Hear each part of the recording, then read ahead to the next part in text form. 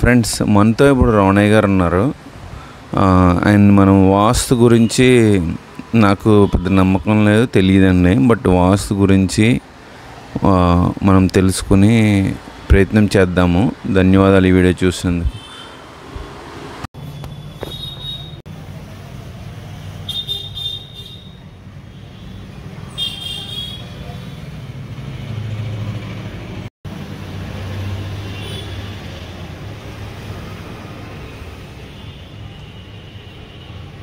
ఇప్పుడు మీరు ఈ వాస్తు గురించి ఎలా తెలుసు మీకు? ఎవరి దగ్గర నేర్చుకున్నారు?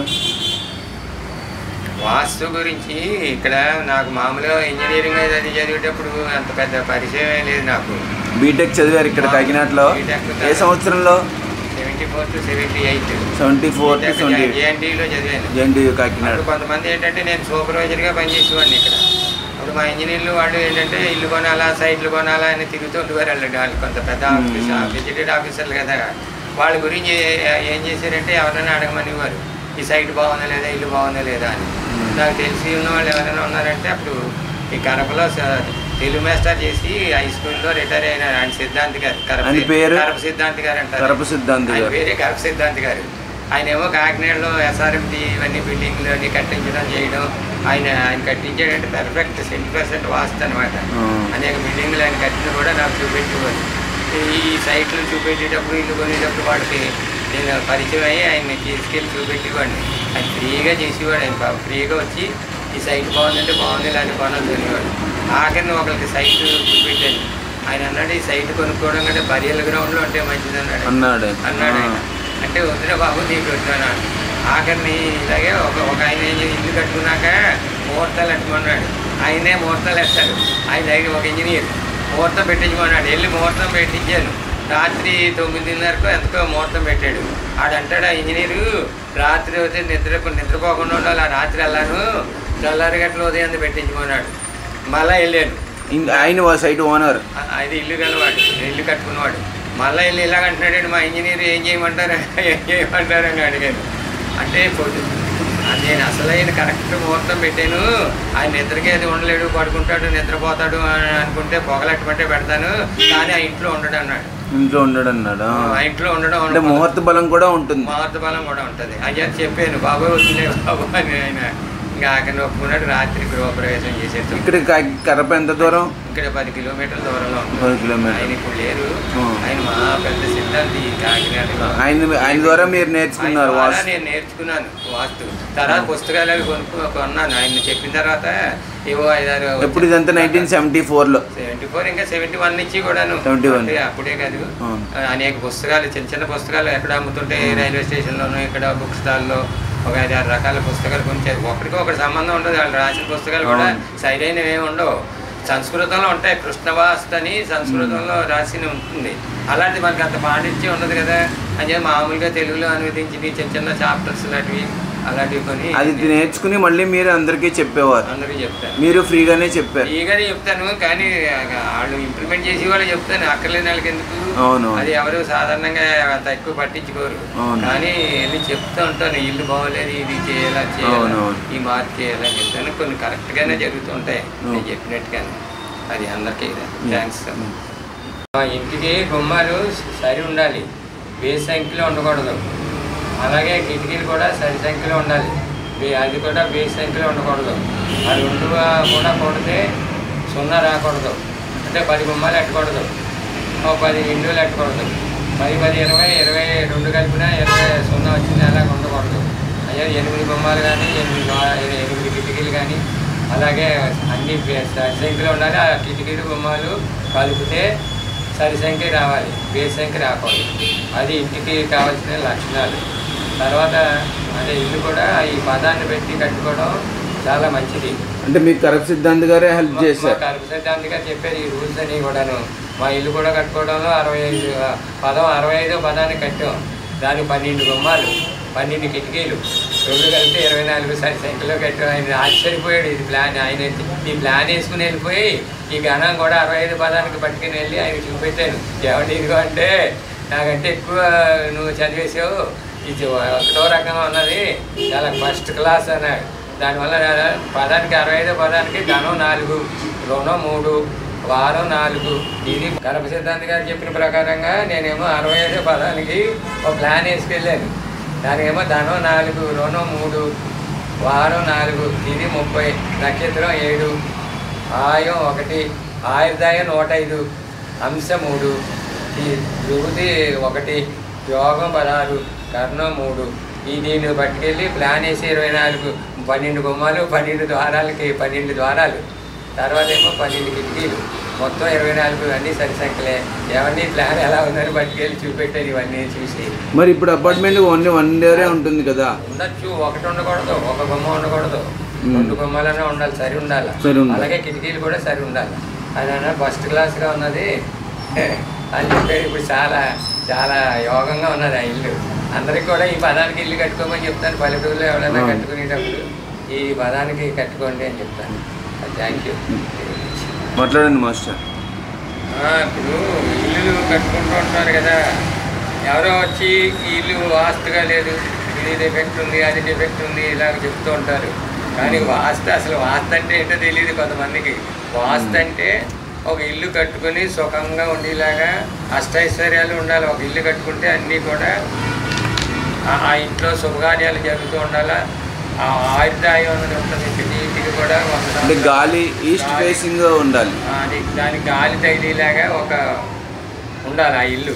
అది ఆ శాస్త్రాన్ని గురించి చెప్పింది వాస్తు. ఆ ఇల్లు ఎలాగ ఉండాలి అని నిర్ధారించారు ఋషీశ్వరులు ఇదివరకు. దాని వాస్తు శాస్త్రం అంటారు. దాని కృష్ణ వాస్తు శాస్త్రాలు అలాగే అనేక రకాలు ఉన్నాయి. అనేక శాస్త్రాలు అనే ప్రింట్ చేసేస్తూ ఉంటారు. కానీ స్థలం ముందు సెలక్షన్ చేసుకోవాలి. స్థలం ఒకటి స్క్వేర్గా ఉండాలి, లేకపోతే రెక్టాంగిల్గా ఉండాలి. అలాగ ఉన్న స్థలమే మన ఇల్లు కట్టుకోవడానికి నిర్ణయించుకోవాలి.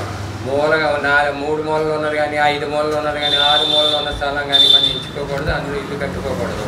దానివల్ల చాలా నష్టం. మరి ఇప్పుడు అందరూ అపార్ట్మెంట్లో ఉంటారు కదా, హైదరాబాద్ కానీ కాకినాడ కానీ చాలా ఊర్లో. అప్పుడు మరి వాస్తు వర్తిస్తుందా? వాస్తు వర్తిస్తుంది కానీ ఎవడు చూడటం లేదు. ఇల్లు మాది ఇల్లు అపార్ట్మెంట్ సరిగ్గా ఉందా లేదా అని చూపెట్టుకుంటున్నారు. అంతే. ఆడు కట్టిన స్థలం సరిగ్గా ఉందా లేదా అని ఎవడు చూసుకోవడం లేదు. అష్టవంకరలతో ఉంటున్నాయి ఆ స్థలాలు. దానికి ఫ్లాట్ కొనుక్కునేవాడికి సంబంధం ఏముంటుంది? ప్లాట్ సంబంధం అంటే దాన్ని బట్టే ఉంటుంది. దానికి సంబంధం అంటే ఈ స్థలాన్ని బట్టే ఏదైనా ఫలితం ఉంటుంది. ఇప్పుడు హైదరాబాద్లో డిఎస్ఆర్ కాంప్లెక్స్ ఏదో ఉంది, గేటెడ్ కమ్యూనిటీ. అది అష్టవంకర్లు ఉంది. బట్ నేను ఫ్లాట్ కొంటున్నాను. నాకు ఆ సైట్ ఓనర్కి సంబంధం ఏమి ఉండదు కదా. సైట్ సంబంధించిందే కదా ఈ అపార్ట్మెంట్. అవును, వాడు నేను డిక్టేట్ చేయలేను కదా సైట్ ఇలా. వాడిది కాదు కదా, అది ఇంకా అభ్యసక వాడిది కాదు కదా. అపార్ట్మెంట్ వాడిది. ఆ సైట్ అంతా ఇంకా కోసుగా ఉంది అనుకో. దానివల్ల డిసడ్వాంటేజ్, అందులో నివసించే వాళ్ళకి డిసడ్వాంటేజెస్ ఉంటాయి అన్నమాట. ఆ స్థలం మనం అంటే కొత్తగా కట్టి వాళ్ళు చెప్తున్నాను. ఇది మామూలుగా ఆల్రెడీ ఉన్న వాళ్ళకి. ఇప్పుడు మీరు ఈ పుస్తకాలు ఎన్నో సంవత్సరంది? 1970లో ప్రింట్ అయ్యాయా ఈ పుస్తకాలు? చాలా పురాతన పుస్తకాలు. అవి అక్కడెక్కడో సేకరించాను నేను. ఆ స్థలం ఒకసారి చూపించగలరా? కెమెరా పుస్తకం ఎత్తి చూపించగలరా? అవసరం లేదు. స్థలాలు ముందు సెలక్షన్ చేసుకోవాలి. ఫస్ట్ పాయింట్ చెప్పండి. పాయింట్ స్థలం సెలెక్ట్ చేసుకోవాలి. తర్వాత అక్కడ భూమి ఎలా ఉందో చూడాలి. అక్కడ భూములు ఏమైనా ఉన్నాయేమో టెస్టింగ్లు ఉంటాయి. మరి వాళ్ళు సాయిల్ మెకానిక్స్ ఎలాగా బరియల్ గ్రౌండ్ ఏంటి ఎలా చేస్తారు, అలాగే అది బరియల్ గ్రౌండా లేకపోతే ఇంకోట లోపల ఏమైనా ఈ పిల్లి ఎముకలు ఉన్నాయా, కుక్క ఎముకలు ఉన్నాయా, జంతువు ఎముకలు ఉన్నాయా, మనిషి ఎముకలు ఉన్నాయా, అవన్నీ టెస్టింగ్ చేయడానికి కూడా ఒక శాస్త్రం ఉంది. దానికి కూడా శాస్త్రజ్ఞులు ఉంటారు. ఆ స్థలం మనం ఎగ్జామిన్ చేయించుకోవాలి. ఆ స్థలాన్ని ఆ శాస్త్రజ్ఞులు చెప్తారనమాట. మనం దానికి ఎవరైనా పరీక్షకి వెళ్ళినప్పుడు తర్వాత ఆ స్థలం సెలక్షన్ అయిన తర్వాత ఆ స్థలాన్ని కూడా మట్టిని మనం వాసన చూసి శాస్త్రజ్ఞులు ఉన్నారు. అది మంచి వాసన వస్తే ఆ ఇల్లు కట్టుకోవచ్చు. కొన్ని స్లస్సీ సాయిల్స్ ఉంటాయి. ఆ స్లస్సీ సాయిల్స్లో ఇల్లు కట్టుకోకూడదు. బ్లాక్ కాటన్ సాయిల్స్ ఇలాంటివి అంటే అవన్నీ కూడా ఇంజనీరింగ్ని బట్టి వాళ్ళు ఎప్పుడో పూర్వకాలం రచించారు. అలాంటి సాయిల్స్లో ఇల్లు నిలవదు. క్రాక్స్ ఇవ్వడం, బ్రేక్ అయిపోవడం, కొలాప్స్ అవ్వడం ఇలాంటివన్నీ అవుతూ ఉంటాయి. ఆ సాయిల్లో తవ్వితే నీరు పడుతుందా లేదా, మంచినీరు పడుతుందా లేదా అని కూడా చూసుకోవాలి మన స్థలం కొనేటప్పుడు. అలాంటి స్థలంలోనే మనం సెలెక్ట్ చేసుకోవాలి. చేసుకున్నాక ఆ స్థలం కూడా ఇల్లు కట్టుకున్నాం అనుకోండి. ఇల్లు కట్టుకునేటప్పుడు దానికి ఆ పక్కనే శివాలయం ఉండకూడదు. కృష్ణాలయం వెనకాల ఉండకూడదు. తర్వాత శక్తి పీఠాలు ఉన్న గుడి దగ్గర ఉండకూడదు. ఆ స్థలం ఇల్లు కట్టుకున్నాక ఒక 50 బార్లు గుడికి అయితే 100 శివుడి గుడికి అయితే 100 బార్లు దూరంలో ఉండాలి. అదే విష్ణాలయానికి వెనకాతలు అయితే 20 బార్లు దూరం. బార్ అంటే బార్ అంటే 2 గజాలు గజాలు అంత దూరంలో ఉండాలి. శక్తిపీఠానికి అయితే చాలా దూరాన్ని ఉండాలి. అలాంటి అలాంటి ప్లేసుల్లో మనం ఇల్లు కట్టుకోకూడదు. అది వాటి శక్తి. తర్వాత వాటి నీడ గుడి నీడలోకి కూడా ఈ స్థలం మీద కానీ ఇల్లు కట్టుకున్నా కానీ వాటి మీద పడకూడదు. గజస్తంభం నీడ. మరి అమెరికాలో కూడా వర్తిస్తుందా? ఎక్కడైనా భూమండలంలో ఎక్కడైనా వర్తిస్తాయి ఇలాంటి రూల్స్ అని. అది తర్వాత ఇల్లు కట్టుకున్న తర్వాత దానికి కొన్ని ఏ పేరుని ఏ స్థలం కూడా ఏ మూల ఉండాలి ఎక్కడ ఉండాలి అని ఏదో చెప్తారు కదా. ఎవరికి నప్పుతుంది, ఉత్తరం నప్పుతుంది, దక్షిణ నప్పుతుంది అని. ఈస్ట్ ఫేసింగ్, ఫేసింగ్లు, ఈస్ట్ ఫేసింగ్లు అవన్నీ కూడా అంటే నార్మల్గా చూసుకోవాలంటే అవన్నీ పెద్ద కన్సిడర్ చేయవలసింది లేదు. కానీ ఈ ఈస్ట్ ఫేసింగ్ అంటే పడమర ద్వారం అనమాట. పడమర ద్వారం అంటే ఈ తూర్పుకి ఎంటర్ అవుతాం, అది చాలా మంచిది. దక్షిణం నుంచి ఉత్తరానికి ఎంటర్ అవుతారు, ఆ స్థలం కూడా చాలా మంచిది. తూర్పు నుంచి పడమటికి ఎంటర్ అయినా ఉత్తరం నుంచి మంచిదే. అన్ని 4 మూలలో మంచివే. కానీ ఆ స్థలంలో ఎక్కడ కట్టాలన్నదే మెయిన్. ఆ ఇల్లు సాధారణంగా లొకేషన్ ఎక్కడెక్కడ కట్టాలి ఆ స్థలంలో మనం నిర్ణయించుకోవాలి. అంతేగాని ఏదైనా నప్పుతుంది. కానీ ఓన్లీ ఇది అంటే ఇప్పుడు ఈస్ట్ ఫేసింగ్, నార్త్ ఫేసింగ్ అంతా బోగస్, అలాంటివి ఏమీ లేదు. అసలు ద్వారమే సింహద్వారం అన్నదే ఇప్పుడు ఎవరికి నిర్ధారణ అవ్వలేదు ఎంతవరకు. సింహద్వారం ఇది పడమటి సింహద్వారం, తూర్పు సింహద్వారం. ఇప్పుడు తూర్పుగా ఎంటర్ అవుతున్నాం మన తూర్పు సింహద్వారం అంటున్నారు జనం, కొంతమంది శాస్త్రజ్ఞులు. తూర్పు సింహద్వారం కాదు, అది పడమటి సింహద్వారం. ఎంచేతైతే తలుపు ఈ డోరు పడమటి చూస్తోంది, అంచేత ఇది పడమటి సింహద్వారం అవుతుంది. కొంతమందికి అది తార్కంలో ఇప్పటికీ కూడా శాస్త్రజ్ఞ నిర్ధారించలేకపోయారు. కొంతమంది ఫైనల్గా ఏం చేశారంటే తలుపు ఏ దిశలో చూస్తుందో ఆ ద్వారం అని నిర్ణయించారు. ఎందుకంటే అమెరికాలో కొంతమంది నాతో వాదిస్తారు ఈస్ట్ ఫేసింగ్, నార్త్ ఫేసింగ్ అదంతా బోగస్ అనమాట. కొద్దిగా బోగస్ అంటే అది చెప్పాలంటే అది బోగస్. పేరుని బట్టి కట్టుకోవచ్చు. కావాలంటే పూర్వం శాస్త్రంలో ఉంది. ఆగే తూర్పునేమో ఇంద్రుడు ఉంటాడు ఆ వర్గ వాళ్ళకి. ఆ దగ్గర నుంచి అరుగు ఉన్న వర్గ పేర్లు ఉన్న వాళ్ళేమో తూర్పును ఇల్లు కట్టుకోవచ్చు అనమాట. చంద్రుడు అధిపత్యానికి. ఆగ్నేయంలో కూడా ఇల్లు కట్టచ్చని ఉంది. అంటే శాస్త్రంగా చెప్తున్నాను నేను. అంటే ఇది ఇప్పుడు వర్తిస్తుందా లేదా అన్న దాని గురించి కాదు. ఆగ్నేయంలో అగ్ని దేవుడు దానికి కావర్గ అని ఉంటుంది. అయినా ఆ వర్గ వాళ్ళు ఏమో దాని మీద వచ్చి పేర్లు ఉన్న వాళ్ళు ఆగ్నేయంలో కూడా ఇల్లు కట్టుకోవచ్చు. మామూలుగాను దక్షిణ యముడు వాడికి సూట్ అవ్వాలి ఆ పేరు వాడికి.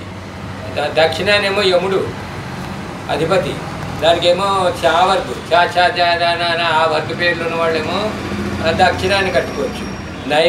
నిరుతి అన్నవాడు దేవత దానికి అధిపతి. వర్గ వాళ్ళు డాడా అన్న వాళ్ళేమో వాళ్ళు ఆ వర్గ వాళ్ళు నైరుతిలో కట్టుకోవచ్చు. పడమర వరుణుడు అని అధిపతి, దాని వర్గ వాళ్ళు వాళ్ళు ఆ పేరున్న వాళ్ళకి. వాయువేమో వాయువు అధిపతి, దానికేమో వర్గ వాళ్ళు ఆ పేరు వచ్చిన వాళ్ళందరూ కూడా బాబా అన్న వాళ్ళందరూ కూడా ఆ పేరున్న వాళ్ళు అక్కడ వాయువు అని కట్టుకోవచ్చు. ఉత్తరానికి కుబేరుడు అధిపతి. వర్గ వాళ్ళు రాళవ అన్న వరకు ఆ పేర్లు ఉన్న వాళ్ళేమో ఉత్తరాన్ని కట్టుకోవచ్చు. ఈశాన్యమేమో రుద్రుడు ఉంటాడు. వర్గ వాళ్ళు అని ఉంటాయి కదా, ఆ వర్గ వాళ్ళు ఆ పేర్లు ఉన్న వాళ్ళు కట్టుకోవచ్చు.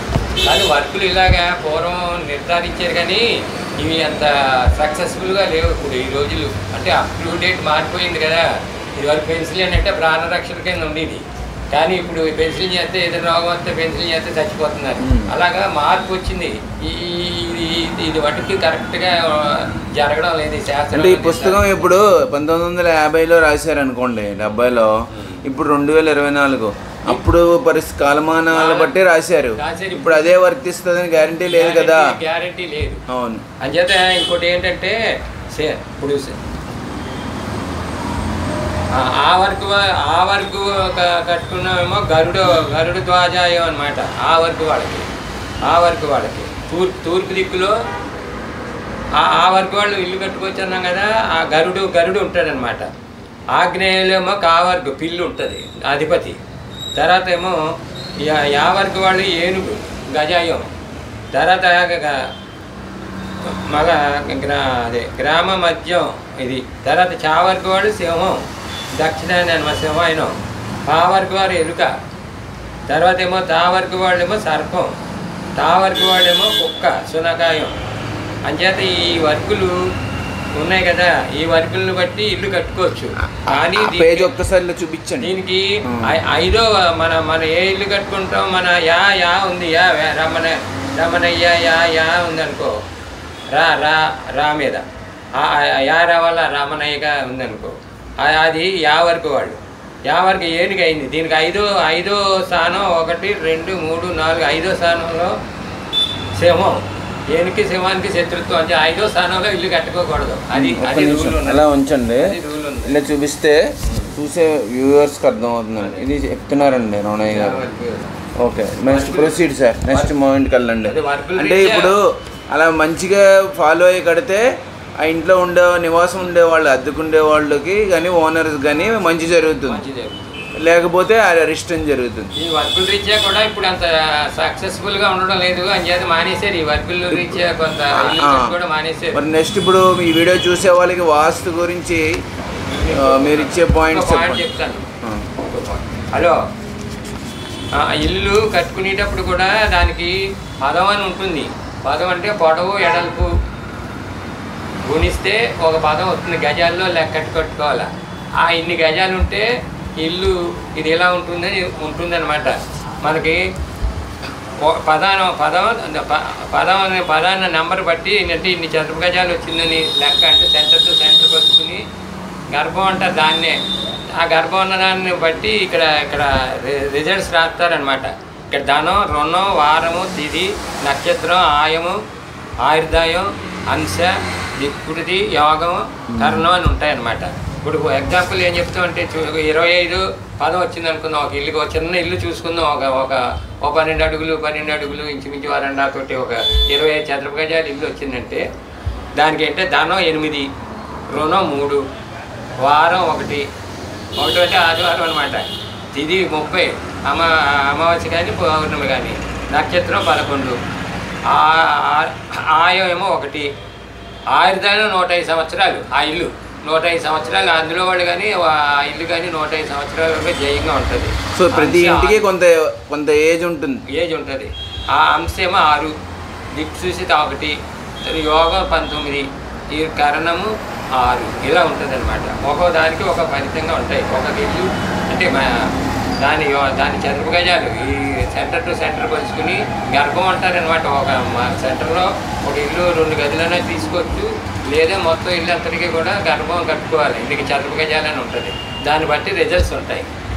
అలాగే 37 37 చదరపు గజాలు వచ్చింది అనుకోండి. దానికి ఆ దానం ఏమో 8, రుణం 7, వారం 4, తర్వాత తిది 12, ఈ నక్షత్రం 26, ఆయం 5, వయస్సు 93, ఆయుర్దాయం 93, 6 అంశ, 5 ఏమో దిక్కుతి, ఇదేమో యోగం 13. ఇది అవన్నీ చెప్తున్నారు. ఇవన్నీ కూడా ఆయుర్దాయానికి సంబంధించింది. ధనం, రుణం, ఆయుర్దాయం 3 చూసుకుంటే చాలు. అన్నీ చూసుకోక్కర్లేదు. ధనం, రుణం, ఆయుర్దాయం. ఒక ఇల్లు కట్టుకుంటే ధనం ఎంత వస్తుంది, దాని ఖర్చు ఎంత ఉంటుంది, ఆయుర్దాయం ఎంత ఉంటుంది, అందులో నివసించే మనుషులు కానీ లేదా ఆ ఇంటికి కానీ లైఫ్ ఎంత అన్న దానికోసం ఈ పదం ఉంటుంది. ఆ పదాన్ని బట్టి ఇల్లు కట్టుకోవాలి. ఇప్పుడు మరి ప్రజెంట్ కట్టే ఇల్లు, అపార్ట్మెంట్లు కానీ ఇండివిజువల్ ఇల్లు కానీ వాళ్ళు ఇది పాటిస్తున్నారా? మీరు చూపిస్తున్న ఇండివిజువల్ ఇల్లు కట్టుకునే వాళ్ళు అందరూ కూడా అంటే గ్రామాల్లోనూ తర్వాత పట్టణాల్లోనూ మామూలుగా పురోహితుల్ని వీళ్ళు ఇందులో శాస్త్రజ్ఞులు అందరినీ కన్సల్ట్ చేసి వాళ్ళు ప్లాన్ ఇస్తారు. ఇవన్నీ ఇలాగ ఉండాలని. ఆ విధంగా కట్టుకుంటున్నారు అందరూ కూడా. ఆ విధంగానే కట్టుకుంటారు. అంటే ఇది బాగా రూరల్ ఏరియాలో ఈ పల్లెటూళ్ళు ఈస్ట్ వెస్ట్ కృష్ణా ఈ 3 జిల్లాల్లో చాలా బాగా ఫాలో అవుతారు. ఇట్లా ఆ విధంగానే కట్టుకుని ఎవరినైనా సరే. బట్ హైదరాబాద్ అపార్ట్మెంట్లకి ఎవరు చూడలేదు. కమర్షియల్ మోడల్ అయిపోయి అవన్నీ అని చెప్పి ఎవరు చూడడం లేదు. అంటే మామూలుగా వాళ్ళు రాస్తారు పైన ఈ 70% వాస్తు అమ్ముతారు వాళ్ళు అపార్ట్మెంట్స్. కానీ చూస్తే సెంట్ కాదు కదా, 1% కూడా ఉండదు. సైట్ చూస్తే ప్రతి ఇల్లు కూడా వాడుకోవడంలో కూడా యూటిలైజ్ చేయడంలో కూడా ఉంటుంది. ఇల్లు నైరుతి మూలలో ఉండాలి. Bedroom master bedroom. ఈ సెకండ్ బెడ్రూమ్ అవతల తర్వాత ఉండొచ్చు. నెక్స్ట్ తర్వాత ఈశాన్యం అన్నది పూజా రూమ్ ఉండాలి కంపల్సరీగా. ఆగ్నేయంలో వంటిల్లు ఉండాలి. మరి ఈశాన్యంలో బెడ్రూమ్ వస్తే ఏం చేస్తారు వాళ్ళు? పెద్ద వాడుకోకూడదు దాన్ని. అంతే 3 బెడ్రూమ్స్ అంటే అన్ని. ఇప్పుడు రీసెంట్లీ నేను హైదరాబాద్లో ఒకళ్ళు వెళ్ళి విజిట్ చేశాను. ఈశాన్యం బెడ్రూమ్ వచ్చింది, కంప్యూటర్ ఆఫీస్ టేబుల్ లాగా వచ్చింది. అదే దాన్ని ఏం చేస్తున్నారంటే ఇప్పుడు బెడ్రూమ్ మాస్టర్ బెడ్రూమ్ వాళ్ళు వాడేసుకుంటున్నారు పెద్దవాళ్ళు. ఈ చిల్డ్రన్కి ఏమో వాయువు అని వస్తుంది, వాయువు రూమ్ వాడుతున్నారు. ఆ థర్డ్ బెడ్రూమ్ అలా వదిలేస్తున్నారు. లేకపోతే ఎవరిని వచ్చిన గెస్ట్లో ఇవ్వ పడేసి. మరి హాల్లో ఖాళీ ప్లేస్ లో దేవుడి రూమ్ ఉంది, అలా ఉండొచ్చు? దేవుడి రూమ్ ఎక్కడన్నా ఉండొచ్చు. ఈశాన్యం పొజిషన్ లో ఉండాలి. అది ఉండాలి. ఏ గదినా ఆ గదిలో ఈశాన్యం మూల దేవుని పెట్టుకోవాలి. అంటే కస్టమైజ్ చేసుకోవాలి, దాన్ని అడ్జస్ట్ చేసుకోవాలి, వాడుకోవాలి. యూటిలైజేషన్ కూడా చాలా ఇంపార్టెంట్. ఇల్లు కట్టుకోవడమే కాదు, ఇల్లుని ఎలాగ వాడుకోవాలా, ఏ విధంగా వాడుకోవాలన్నది కావాలి. ఓకే. మీరు అమెరికా వచ్చాను. తర్వాత ఏమో ఈదికి ఎన్నుపోట్లు ఉండకూడదు. ఎన్నుపోటు ఆగ్నేయం ఎన్నుపోటు ఉండకూడదు. మొత్తం సెంటర్ అంటే వీధి సోల అంటారు కదా, వీధి సోల. ఇది సింహద్వారానికి ఏమి ఉండకూడదు. ఎదురుకుండా పెద్ద చెట్టు ఉండకూడదు, ఎదురుకుండా నది ఉండకూడదు. ఈ సింహద్వారానికి ఎలక్ట్రికల్ పోల్ ఉన్నా కూడా ఉండకూడదు. అలా ఆ సింహద్వారాన్ని మనం కట్టుకునే ఇంటికి సింహద్వారానికి రోడ్డు ఉంటుంది కదా ఎదురుకుండా, దాన్ని ఎదురుకుండా అవతల పక్కన సరే ఏమి ఉండకూడదు. గొయ్యి కానీ నుయ్యి కానీ ఇలాంటివి ఏమి ఉండకూడదు. అంటే పడిపోతే తుఫాన్ వచ్చినప్పుడు చెట్టు పడిపోయినా పోల్ పడిపోయినా అలాగే వాళ్ళ శాస్త్రం అలా రాశారు. వాళ్ళ శాస్త్రం అలా రాశారు. కారణాలు తెలియదు కానీ అది రాసిన వారి పేరుందా? పుస్తకం రాసి పేర్లు ఉండవు. ఎందుకు అక్కడ ఉంటుంది పూర్వకాలం పుస్తకం. మొదటి పేజ్ చిరిగిపోయింది. అంతేనే ఇంకా చెప్పాలని? ఇంకే ఇల్లు గురించి అంతే, ఎందుకంటే లేవు. మోడల్స్ కావాలంటే ఏ ఇల్లు ఎలా ఉందో మనకి మొత్తం మీద అంతా ఓవరాల్ ఎక్కడైనా సరే చూసిన ఇల్లు అన్నీ కూడా నాకు జ్ఞాపకం ఉంటాయి. అంటే చెప్తాను ఎలాగ ఏ ఇల్లు బ్యాట్గా ఉందో, ఎక్కడ ఉన్నాయి ఎలాంటి నేను చూసిన ఇళ్ళకి మోడల్స్. నెక్స్ట్ పాయింట్కి వెళ్దాం. నేను అంటే ఈస్ట్ గోదావరిలో అక్కడక్కడ 2-3 ఇల్లులు అదే చూసాను. నేను ఒక చోట ఒక గ్రామానికి వెళ్ళాను. అక్కడ మాకు రిలేటివ్స్ ఏదో అవుతారు వాళ్ళు. ఆ ఇంటికి వెళ్తే ఏమైందంటే వాళ్ళు పార్టీషన్ చేసుకున్నారు, బ్రదర్స్. వాడేమో దక్షిణాన్ని ఒక తీసుకుంటే ఉత్తరాన్ని ఒకళ్ళు తీసుకున్నారు. వీళ్ళకి ఏమైందంటే ఉత్తరాన్ని అకామిడేషన్ లేక ఆ ఇంటిని ఇదివరకు కంబైన్డ్గా ఉన్నప్పుడు ఏమైందంటే ఒక నుయ్యి ఉండేది ఈశాన్యాన్ని ఎక్కడో పూర్వకాలం ఉండేదిట. అంటే నేను చూడలేదు, వాళ్ళు ఎంక్వైరీ చేస్తే చెప్పారు. ఆ ఈశాన్యాన్ని ఉండేది కొద్దిగా ఆ ఇంటికి. వీళ్ళు ఈ ఉత్తరాన్ని తీసుకుని ఇల్లు అకామిడేషన్ వాళ్ళకి అలా పొడిగించుకుంటూ పోయారు. పొడిగించుకుంటూ పోతే నుయ్యి ఎక్కడైంది ఇప్పుడు సెంటర్లోకి వచ్చేసింది, ఇంట్లో సెంటర్లోకి వీళ్ళ పోర్షన్కి. అప్పుడు అడిగాను నేను, మీరు మాట్లాడండి. నుయ్యి గర్భంలో ఉంది, ఇలా నుయ్యి ఉండకూడదు, ఇలా ఉండకూడదు, మరి ఏంటని అని అడిగాను. అంటే నుయ్యి చాలా మంచిది, చాలా మంచి నీళ్లు పడతాయి అని చేత అలాగ వదిలేసాం, అని చేత అలాగ ఉంచేసాం అని చెప్పాడు. నుయ్యి అలాగ ఉండకూడదని నేను అన్నాను. నుయ్యి ఉందని నోటీస్ చేశాను. నష్టం వస్తుందేమో అన్నట్టుగా కూడా చెప్పేసాను. నాకు భయం లేదు కదా. తర్వాత ఆ ఇంటికి ఏమైందంటే స్థలాలు ఇలాగా 2 ఎకరాలు 3 ఎకరాలు స్థలం ఉంది ఆ ఇంటికి. అది ఇలాగ వెళ్ళిపోయి ఆగ్నేయంగా అలా పెరిగిపోయి అలాగా ఈ ఉన్న ఇల్లు ఉత్తరాన్ని ఉన్న ఇంటికి అలాగే వెళ్ళిపోయి అలాగ ఆగ్నేయంగా అలా వెళ్ళిపోయి 4-5 చాలా దొడ్లు అంటారు అట్లా. మామూలు స్థలాలు, ఇళ్ళ స్థలాలు సొంత పల్లెటూరులో కదా 1 ఎకరం దొడ్డి, తర్వాత 2 ఎకరాలు అలాగా ప్లాట్స్ యాకాన్ని కలిసిపోయి తర్వాత చెప్పండి. ఆ స్థలం అంతా అలాగుంది, అవన్నీ అలాగున్నాయి, ఇది ఇల్లు ఎక్కడుంది, ఆ స్థలాలన్నీ అలాగున్నాయి, మరి ఆగ్నేయాలు ఇవన్నీ పెరిగిపోయాయి కదా. అంటే అప్పుడు ఇలా గోడ కట్టేయండి, అటువన్నీ సంబంధం లేకున్నాను గోడ కట్టించుకున్నారు.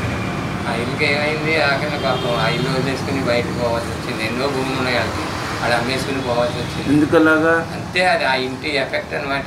బికాజ్ వాళ్ళ బ్రదర్స్ పార్టీషన్ అయిపోయిన మూలాన్ని. పార్టీషన్ కాదు, ఆ ఇల్లు కొంత రాంగ్ పొజిషన్లో ఉంది కదా. మామూలుగా నుయ్యి ఉండడం, తర్వాత ఆగ్నేయ అదంతా అలా పెరిగిపోవడం. నుయ్యి ఉండకూడదా? నుయ్యి ఉండకూడదు కదా, నాశనం చేసేసి. సెంటర్లో నుయ్యి ఉంటే పోయి సెంటర్లో ఉంది, ఇంట్లోనే పోయి నుయ్యి ఉన్నది ఇంట్లోనే. చేస్తే పాపం చాలా దెబ్బతినేసారు. పాపం ఆ ఊరు వదిలేసి పోవాల్సి వచ్చింది కూడా, చాలా నష్టపడిపోయారు. ఊళ్ళని కూడా పోయే వాళ్ళకి. అది ఆ ఇల్లు అలా. ఇంకా ఎగ్జాంపుల్స్ ఉన్నాయా? ఇంకా ఉన్నాయి. ఇంకో చోట ఏమో నేను మామూలుగా ఎక్కడో ఉద్యోగం చేసేటప్పుడు ఇంకోళ్ళు ఇంకో చోటకి వెళ్ళాను. ఏంటంటే దానికి రిక్వెస్ట్ చేశారు నా ఇంటికి అది చూడాలని. ఆ ఇంటికి వెళ్ళాను మామూలుగా. అంటే నేను ట్రాన్స్ఫర్ అయిపోయి వెళ్ళిపోతున్నాడు, మా ఇంటికి రండి అన్నాడు జర్నలిస్ట్ ఆయన. వాటి వెళ్ళాను. ఏ ఊర్లో? ఏదో యలమంచిలోనే, అక్కడ యలమంచిలో, వైజాగ్ జిల్లాలో. ఇంకోటి భీమవరం యలమంచిలో కూడా ఉంది. భీమవరం కానీ యలమంచిలో వైజాగ్ చేస్తే ఆ ఇంటికి వెళ్ళేసరికి మామూలుగా కూర్చున్నాను వరండాలో. అలాగా కూర్చునేసరికి ఇల్లు అప్పుడే అస్తవ్యస్తంగా ఉన్నది. ఆగ్నేయం చూస్తే ఎలా పెరిగిపోయి ఉంది ఒక గది. ఈ వరండాలో ఎలా కూర్చున్నాను అంటే అందులో వాళ్ళ ఆయన మిస్సెస్ ఏమో హెడ్ మాస్టర్ మామూలుగా హై స్కూల్ వైఫ్ వాళ్ళు కూతుళ్ళు భార్యలో ఉన్నారని గొప్పగా చెప్పేసుకున్నారు అనమాట. ఏంట్రా బాబా భార్యలో ఉండడం గొప్పగా చెప్తారు, ఇల్లు చూస్తే ఎలా ఉంది అని చూసేసరికి ఒక 10 నిమిషాలు పోయాక ఎవరు వచ్చారో చూడడానికి ఒక చుట్టుకుంటూ ఒక అలా డేక్కుంటూ వచ్చేసాడు ఒక కుర్రాడు. ఒక పోలియో అది తగిలే కుర్రాడు, ఒకడు 16 ఏళ్ళు కుర్రాడు పాప అలా కూర్చుకుంటూ వచ్చేసాడు. ఏమన్నంటే పోలియో వచ్చింది, ఇంట్లోకి వచ్చాక వచ్చిందంటే అవునండి ఇల్లు కట్టు. వాళ్ళ అబ్బాయా? వాళ్ళ అబ్బాయి ఇల్లు అలాగ ఇల్లు అలాగ వచ్చింది ఎందుకంటే ఇల్లు మంచిది కదండి అని చెప్పేసి వచ్చేసాను అంతే. అది ఒకటి. తర్వాత ఏమో ఇంకో వెస్ట్ గోదావరిలో పనిచేసేటప్పుడు ఒక మామూలుగా పాలు ఒక ఇంటికి వెళ్ళవలసి వచ్చిందంటే ఒక ఎమ్మెల్యే గారు వాళ్ళందరూ ఒక ఇల్లు చూడడానికి వెళ్ళిపోతున్నారు. ఎవరు ఇంకో ఎమ్మెల్యే చూడడానికి వెళ్ళిపోతున్నారు. నాకు డిప్యూటీ ఇంజనీర్గా ఉన్నప్పుడు మీరు కూడా ఎక్కడి కారు అన్నారు. ఎందుకో అంటే నాకు తెలియలేదు. నేను వెళ్ళిపోయాను. నేను కూడా వెళ్ళాక అందరూ అలా వరండాలో కూర్చున్నాం. అది కూడా అలాగే ఆగ్నేయం పెరిగిపోయి ఉంది.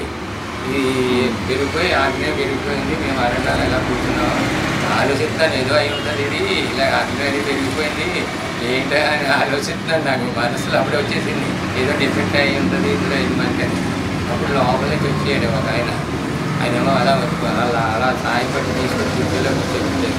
ఆయనకేమో ఈ హార్ట్ స్ట్రోక్ వచ్చి మొత్తం ఈ ఆపరేషన్ చేసేసారు. టాప్ మామూలు ఓపెన్ సర్జరీ చేసేసారు.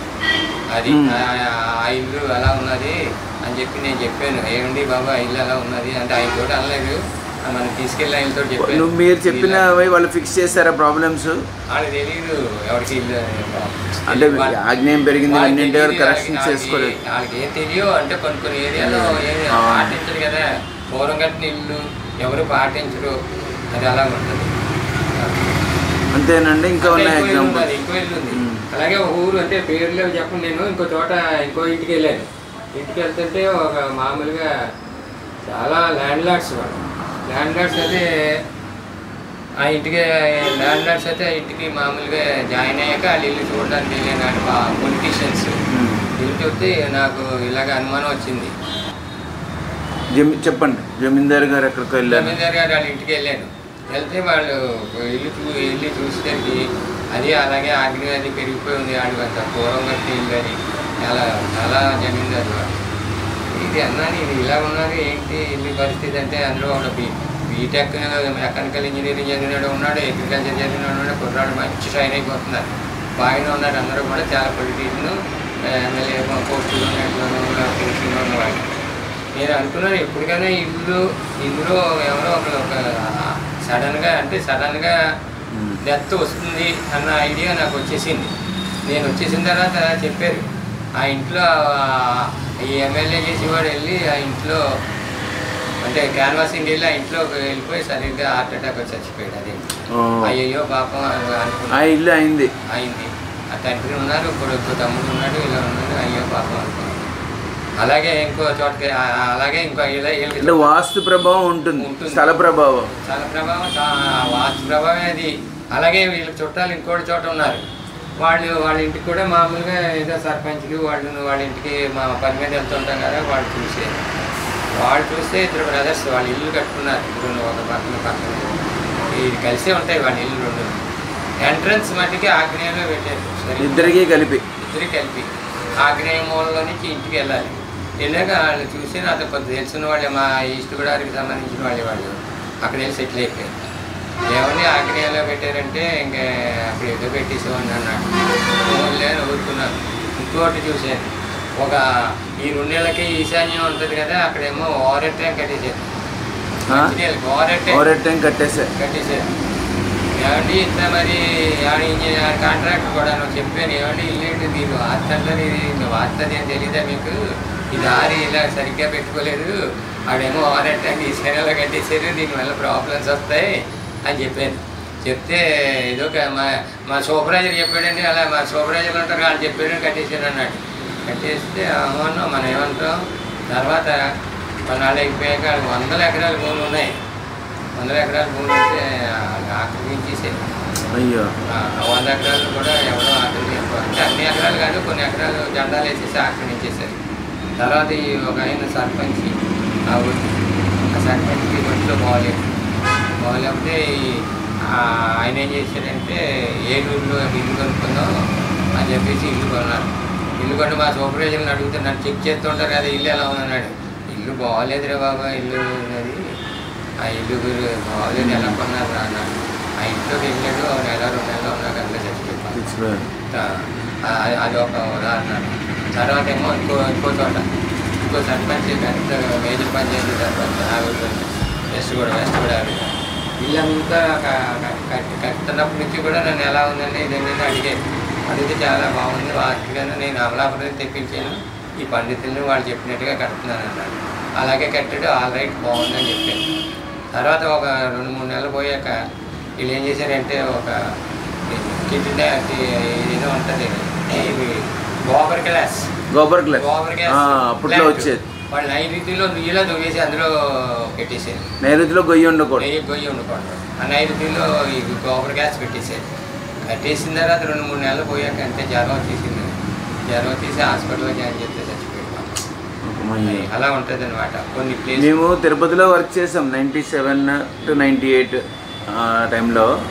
అప్పుడు అనుకునే వాళ్ళము తిరుపతి 2 AM అప్పుడు హుండీ కిందంతా కడిగి ముగ్గు పెట్టి పెడతారు. అది వాస్తు బాగుంది అనుకుంటా ఎందుకంటే ఆ హుండీ నిండిపోతుంది మధ్యాహ్నం వయసు అన్ని డబ్బులు వచ్చేస్తాయి. రోజుకి 1-2 కోట్లు అప్పట్లో వచ్చేసి అది మంచి ప్లేస్లో ఉత్తరం అంటే అది కుబేర స్థానంలో పెట్టిన అన్నీ అనేక. ఇప్పుడు మరి టెంపుల్స్ కూడా వాస్తు ఉంటుందా? దానికి ఉంటుంది. దానికి కూడా టెంపుల్స్ కూడా ఉంటాయి. ఆగమ శాస్త్రం అని శాస్త్రాలు ఉంటాయి వాళ్ళు రచించినవి. ఒక టెంపుల్కి 100 మంది భక్తులు వస్తారు. వృద్ధులు ఒక టెంపుల్కి రారంటే టెంపుల్ కట్టే ముందు పునాదుల్లో వాళ్ళు ఏదో చక్రం శ్రీచక్రం ఏదో వేస్తే పెడతారా? అది ఎంత నిజమేనా? అది నిజమే. అది శంకుస్థాపన చేసేటప్పుడు స్థాపిస్తారు.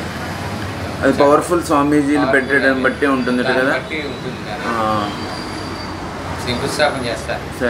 చేసినప్పుడు దానికి నేను అమెరికాలో ఒక స్కూల్లో సెమినార్ ఏదో అటెండ్ అవుతే అక్కడికి ఆ ఊర్లో సివిల్ బిల్డింగ్స్ కట్టాయని వచ్చి వాస్తులా చెప్తూ అమెరికాకి వాస్తు బాగుంది కంట్రీలా ఉంది కదా బార్డర్స్ అందుకని షైన్ అయింది అని. అది నిజమేనా? అమెరికా అంటే అమెరికా మొత్తం ఖండం మ్యాప్లో చూస్తే రెక్టాంగిల్ స్క్వేర్లో ఉంటుంది. ఇండియా చూస్తే అలా ఉండదు కదా, ముక్కలు ముక్కల్లా ఉంటుంది. మన ఇండియా చూస్తే ఏమైందంటే తూర్పున బంగాళాఖాతం బాగానే ఉంది, దక్షిణాన్నేమో అరేబియా సముద్రం వచ్చింది. అది దానివల్ల మనకి లోటు అనమాట. హిమాలయ పర్వతాలు అన్నీ కూడా ఉత్తరాన్ని ఉన్నాయి. ఎత్తైన ప్రదేశం అటు ఉత్తరం పల్లంగా ఉండాలి, దక్షిణం ఎత్తుగా ఉండాలి, తూర్పు పల్లంగా ఉండాలి. దీనికి వ్యతిరేకంగా ఇది నైసర్గికంగా ఏర్పడినటువంటి భూమి కాబట్టి దీనికి మనం ఏం చేయలేము. కొన్ని అపసవ్యాలు ఉన్నాయి, అందుకనే కష్టాలు వస్తూ ఉంటాయి అన్నమాట. అది దీనికి కూడా నైసర్గిక స్వరూపం. ఇప్పుడు ఆంధ్ర ఇడిపోయింది. ఆంధ్ర ఎలాగుంది, ఇటు వాయువు ఇలా తూర్పుగా వాయువు పెరిగిపోయింది. అది కూడా డిసడ్వాంటేజ్. అందుకని గ్రో అవ్వదు ఆంధ్రప్రదేశ్, డెవలప్మెంట్ అవ్వదు అనుకుంటారు. తెలంగాణకి ఎలా ఉంది? తెలంగాణ అది ట్రయాంగిల్ గా ఉంది. అది ఉండకూడదు కదా, నిన్నే చెప్పారు మీరు. అది కూడా మంచిది కాదు. అది కూడా మరి బాగానే షైన్ అయిపోతుంది హైదరాబాద్. అంటే హైదరాబాద్ టౌన్ అయిపోయింది అంతే, డెవలప్మెంట్ అవుతుంది. అది సెంటర్ లో ఉంది కాబట్టి అది మయాన్ని ఉన్నది. బట్ అలాగే తెలంగాణ స్టేట్ కూడా వాస్తు బాగోలేదు. రూల్ ప్రకారంగా బాగోలేదు. మరి ఏ స్టేట్ కి వాస్తు బాగుంది? బాగుందంటే దాని ప్లాన్ బట్టి ఉంటుంది. జియోలాజికల్ మ్యాప్ ఉంటుంది కదా. మధ్యప్రదేశ్, ఢిల్లీ, మధ్యప్రదేశ్ కానీ ఇప్పుడు బీహార్ ఉంది, తర్వాత ఉత్తరప్రదేశ్, కలకత్తా, మధ్యప్రదేశ్, అదే నార్త్ ఈస్టర్న్ స్టేట్స్ ఉంటాయి, వాటికి వాస్తు లేదు. సరిగ్గా లేవు అవి. అది ఎప్పుడు వర్షాలు, భూకంపాలు, ఎవడో ఒకటి ఆక్యుపేషన్, ఇవంతా కూడా అల్లకల్లోలంగా ఉంటుంది. కాశ్మీర్కి ఏంటి పరిస్థితి? అలా మొక్కదో ఉంటుంది. కాశ్మీర్ కూడా ఇది అంతర్భాగం అయిపోయింది కదా మన అయ్యింది. బట్ వాస్తు పర్వాలేదు, బాగానే ఉంటుంది. అది కూడా కలిపేసుకున్నారు లోపలికి ఇప్పుడు కదా, 3 కింద డివైడ్ చేసేసి బాగుంటుంది. అది ఇప్పుడు బాగానే ఉంది. దాంట్లో పడవ. గుజరాత్ మంచిదే. చుట్టూ సముద్రం దానికి అడిగేసి అటు స్టేట్ డెవలప్ అరేబియా సముద్రం కదా, అటు సముద్రం ఉంది. అది కూడా కొంత డిసడ్వాంటేజ్, దానికి కూడా డిసడ్వాంటేజ్. బొంబాయి కానీ సో ఓవరాల్ కంట్రీకి వాస్తు కొంచెం అంత గొప్పగా లేదు. బొంబాయి కూడా, బొంబాయి, గుజరాత్ ఇవన్నీ కూడా అరేబియా సముద్రం అది ఉండకూడదు. పడమర సైడ్ గొయ్యి కానీ నీరు ఉండకూడదు. సో ఈ వీడియో చూస్తున్నా మనకే చాలా బాగుంటుంది. అంటే తూర్పుగోదావరి జిల్లాలో ఈ కోస్టల్ ఆంధ్ర అలా తమిళనాడు వరకు ఈ సముద్రం ఉంది కాబట్టి తూర్పుకి చాలా బాగుంటుంది అనమాట. మళ్ళీ అక్కడ దక్షిణానికి వెళ్ళేసరికి అక్కడ మద్రాసు, అది అక్కడికి వెళ్ళేది లాస్ట్ అదేదో ఉంది కదా, కన్యాకుమారి దగ్గర మళ్ళీ అలాగే వెళ్ళేసరికి మళ్ళీ అటు దక్షిణాన్ని మళ్ళీ కొంత సముద్రం అది కలిసిపోతుంది. అక్కడ కొంత బ్యాడ్గా ఉంటుంది, కొంత ఏరియా బాగుంటుంది. ఇప్పుడు మనం ఈ వీడియో యంగ్ జనరేషన్ చూస్తే ఇండియాకి వాస్తు పోలేదు, అమెరికా మైగ్రేట్ అయిపోవాలి అనుకుంటారు.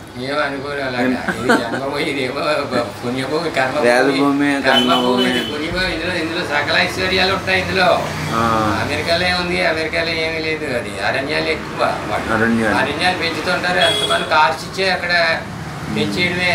వాడు కూడా ఉడ్డు వాడిలో ఇతర దేశాల్లో తెచ్చుకుంటాడు. ఉడ్డు కూడా వాడు అమెరికా వాడే ఈ అరణ్యాలు ఉంటే వర్షాలు కురుస్తాయని చెప్పేసి ఉన్న అరణ్యాలు నాశనం చేయవాడు. ఇతర దేశాల నుంచి కలప తెచ్చుకుంటారు వాడు దారుని. అది మామూలు బిల్డింగ్లు కట్టడానికి.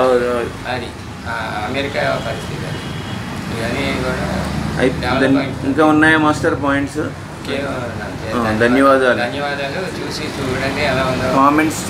కామెంట్స్లో రాయండి మీ క్వశ్చన్స్ ఏమైనా ఉంటాయి. ధన్యవాదాలు. నమస్కారం మాస్టర్.